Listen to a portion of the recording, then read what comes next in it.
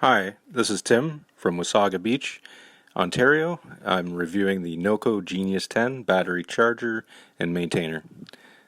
So this product seems pretty good. The only thing I didn't like about it is the fact that it didn't have any instructions that came with it. So I was kind of guessing a little bit as far as how to operate it, how long it might take to charge this battery.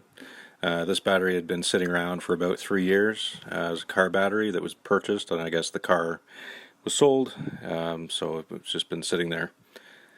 So when I first plugged it in and attached it, the red light started flashing, and I guessed maybe a couple hours or so to bring it up to a full charge, but didn't really know for sure, so just left it on there, came out.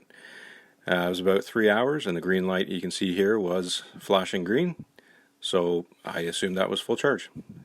Thank you very much, and hope it works for you. Hi.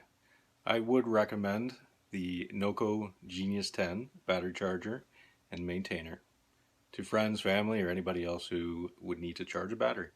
Thank you.